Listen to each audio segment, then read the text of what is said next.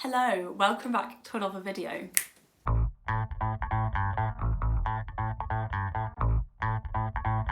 Today I have a really exciting video.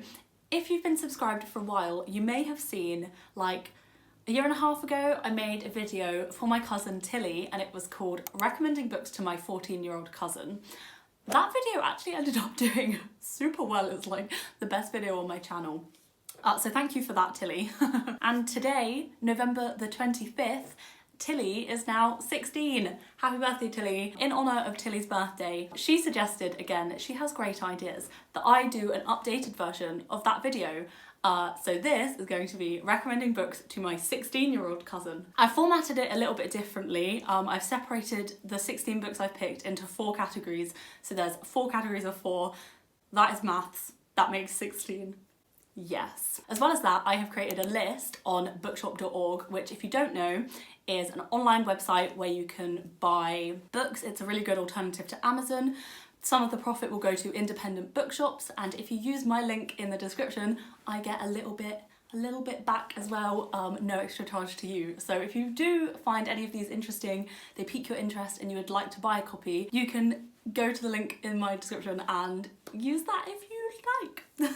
The last thing I wanted to mention before we dive headfirst straight into the books is that I'm actually going to be hosting a giveaway on this video. It's going to be for 2 books and stick around to the end of the video for more details about that. Okay, without further ado, I think we should just jump straight into it. Happy birthday, Tilly. I hope that you love this video and I hope that you think some of these books are interesting. And to everyone else watching, I hope that you find some of these books interesting, whether you are 16 and watching this and trying to figure out what you'd like to read, or you are someone else trying to buy a gift for a 16-year-old. I hope these provide some good insight. Right, let's get on with the video.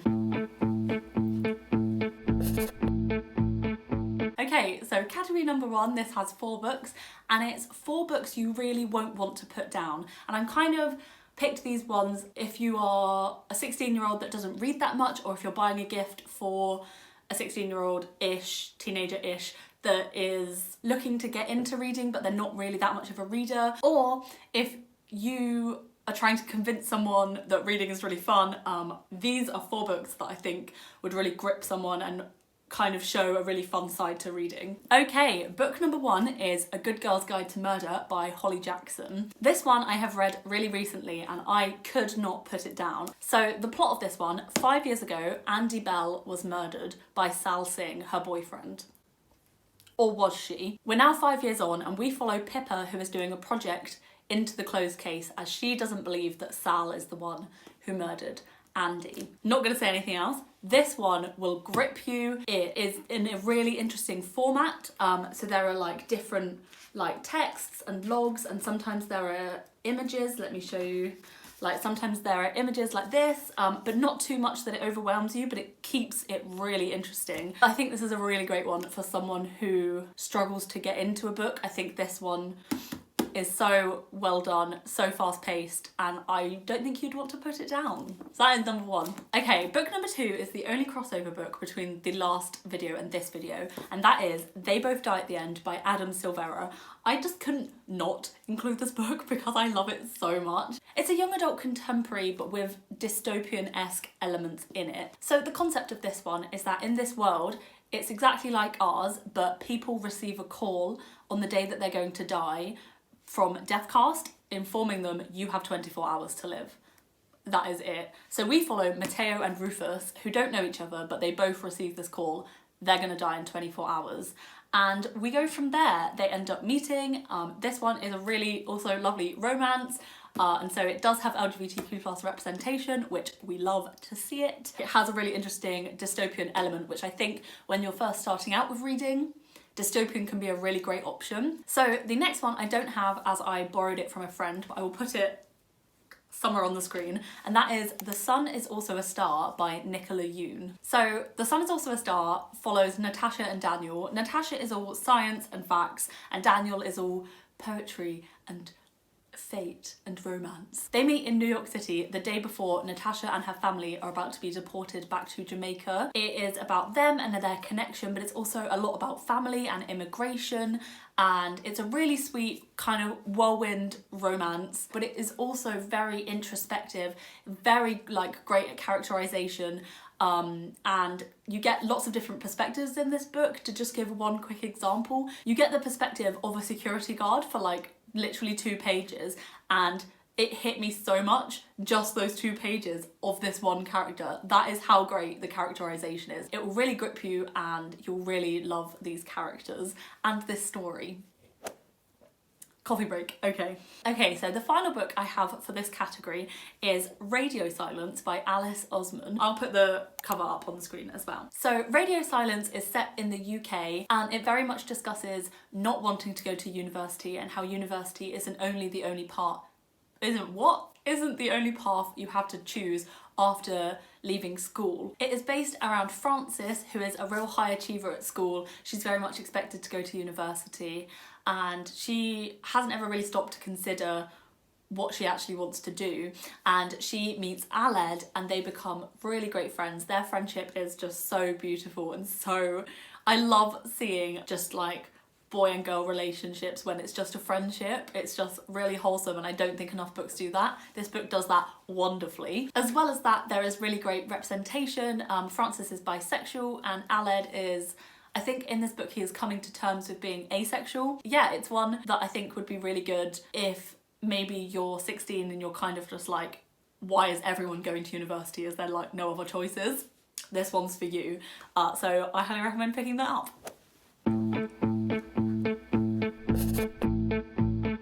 Okay, section number 2 I have chosen is going to be positive and wholesome books. Books that are really sweet and cute.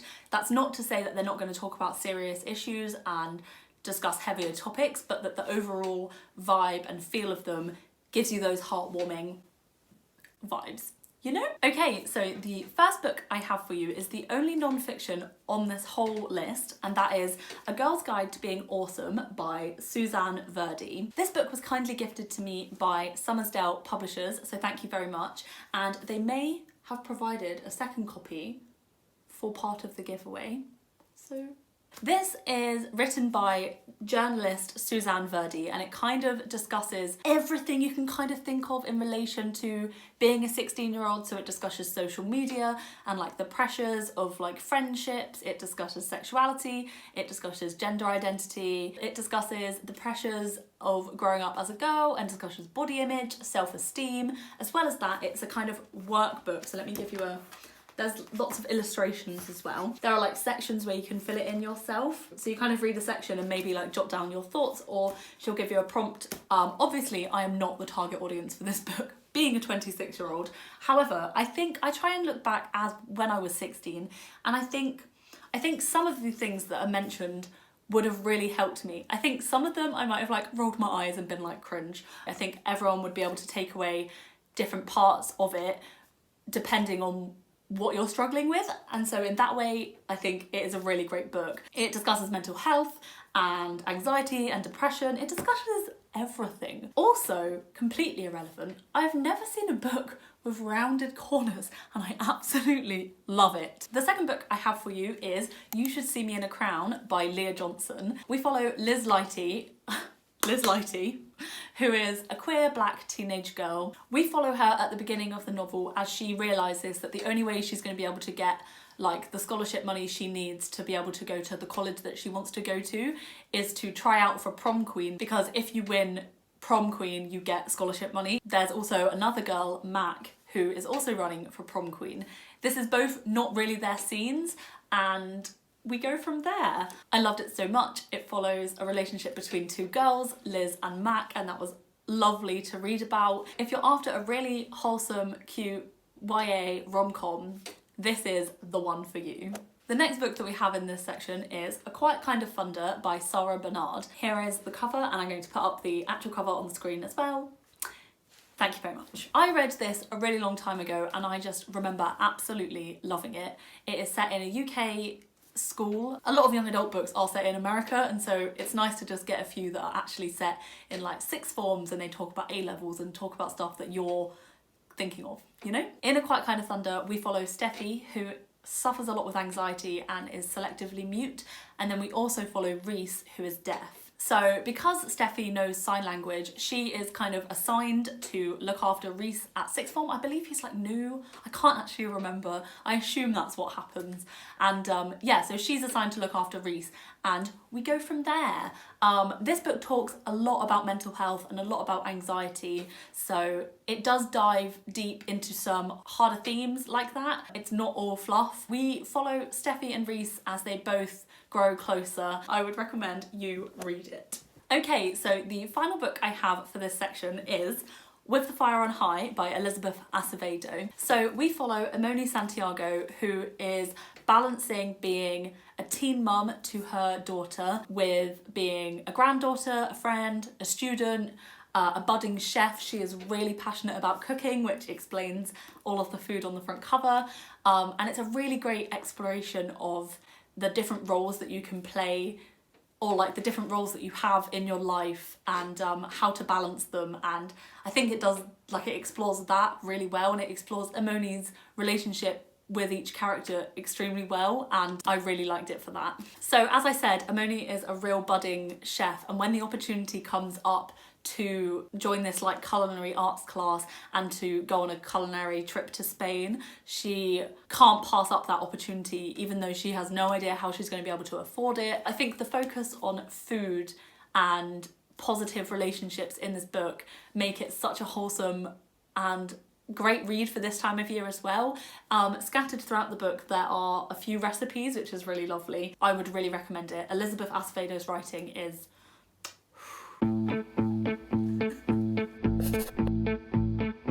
okay, so section number 3, I have decided to pick 4 books that focus heavily on family. Obviously, a lot of the other books for the other sections will fit into this category, as will many books in other categories, but the 4 books I have picked definitely do have a big focus on family. A lot of the time, romance can truly overtake young adult books. There is romance in some of these books, but they also have a real major focus on family relationships. And obviously when you're growing up, that is such a big part of your life. Your family relationships, your family dynamics, whether you're living with parents or a guardian or someone else in your family relationships, or found family even, like, is very prominent and very, I think, important when you're growing up, and it doesn't get as much attention as it deserves in books.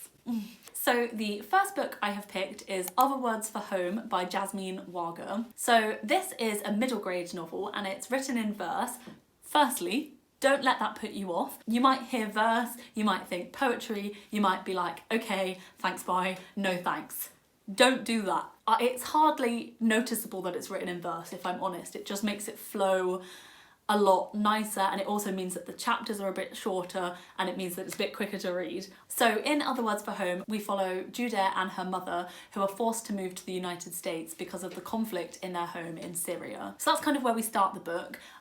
Throughout the novel, we have such a major focus on family. Obviously, the book is called Other Words for Home. So when Judith and her mum moves to the United States, they move in with her uncle, aunt, and her cousin. And so it kind of explores those relationships a lot. It also explores sibling relationships, Judith's relationship with her brother, and like the worry she has for him as he is back in the conflict in Syria, and her dad as well was really beautifully and really well done. It also explores how Western people view conflict in the Middle East in comparison to how they might view conflict in their own country, for example. And I think it's a really great introduction to start thinking about that topic in a really accessible way. I love this book so much. I only read it last month and I'm like forcing it on everyone. The second book I have picked is This Time Will Be Different by Misa Segura. I picked this one because it very specifically focuses and explores parental expectations and what your mum or your dad or your guardian may expect from you in comparison to how you're actually feeling and what you actually want to achieve. So we follow CJ Katsuyama. She is struggling with the expectations that her mum puts on her,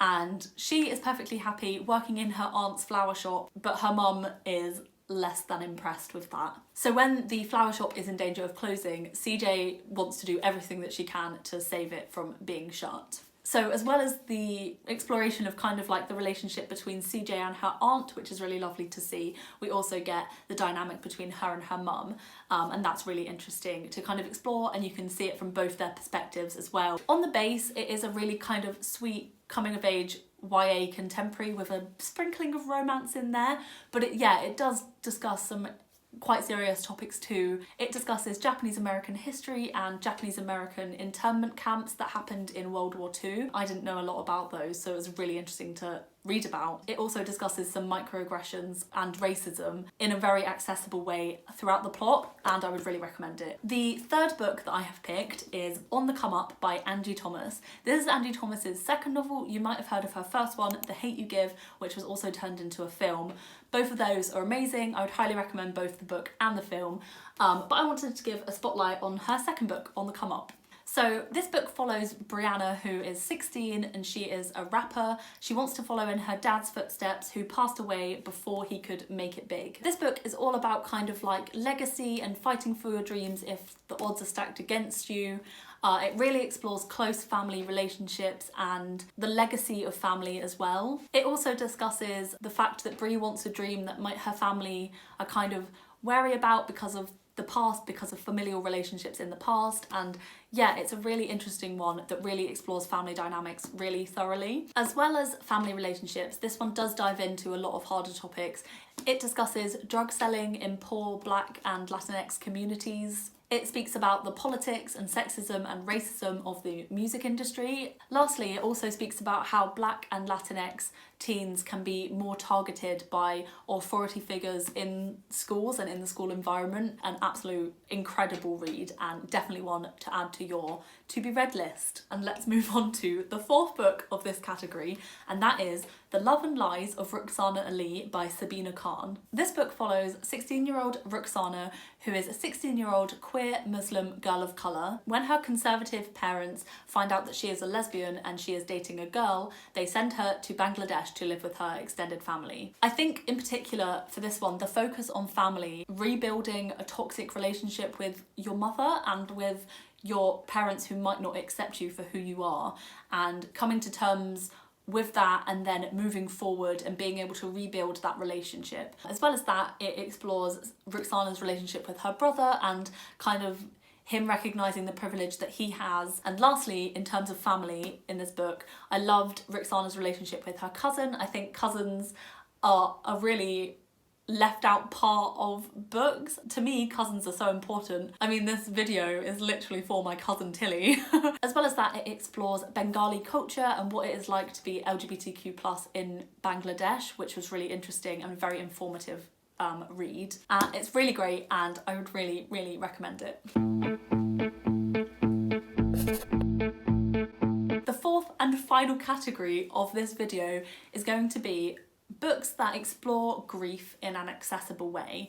I really wanted to include books that focus on grief because for me, I had experienced a lot of grief by the time I was 16. My dad passed away when I was younger. I think grief and growing up grieving is a very specific feeling, and so I wanted to pick a few books that really explore that feeling. Even if you are a teen that hasn't experienced grief, and I truly hope that you are, I would still highly recommend reading these books to being able to understand if you maybe have some friends that have lost parents or loved ones.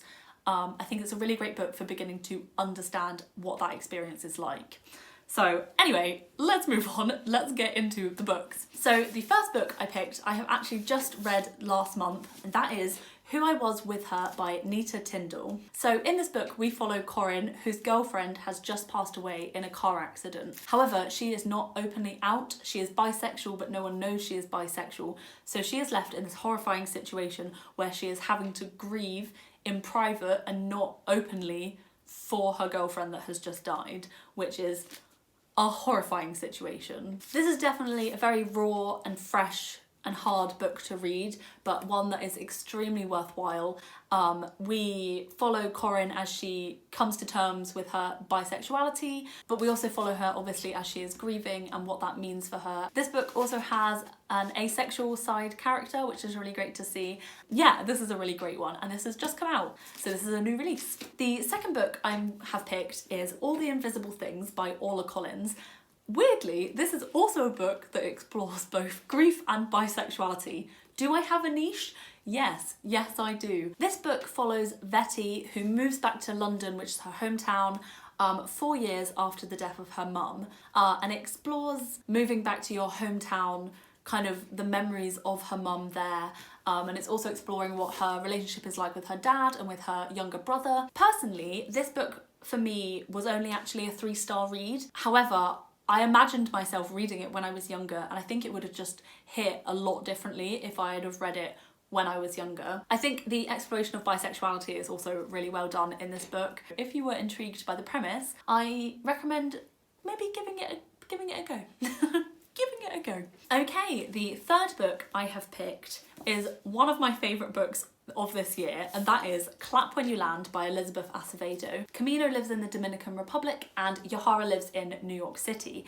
They are united when their dad passes away in a plane crash. This book is actually written based off of a true event. It is written in memory of American Airlines Flight 587, which was heading to the Dominican Republic, and it unfortunately crashed and is one of the deadliest aviation crashes in US history. I think what this book does amazingly is explore sister relationships, but a very unique sister relationship, because obviously the other one doesn't know the other one exists, and so it's about bringing them together, and also the very fresh grief that both of them feel, and in different ways. This book really, I don't even know how to talk about it. I'm kind of stumbling a bit because I think it meant a lot to me, and it discussed things openly about grief and about having a dad that's died that I have felt so much, and to see it in a book is just, you know, this is also a novel written in verse. Again,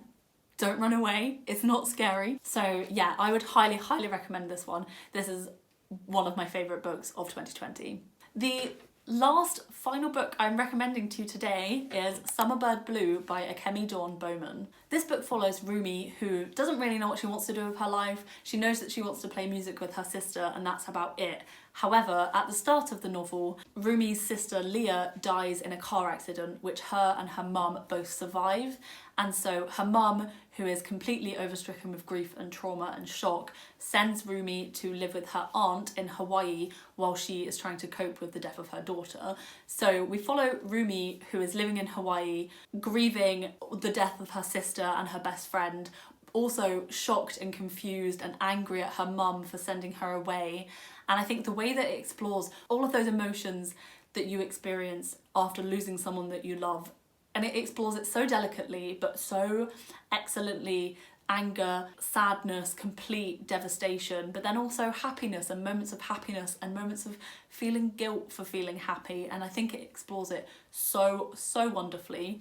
As well as that, this book also explores asexuality. Rumi is asexual and she comes to terms with that throughout the novel, and overall this book is just absolutely wonderful. I read it last year, I want to read it again. I need to read more Akemi Dawn Bowman books, I need to.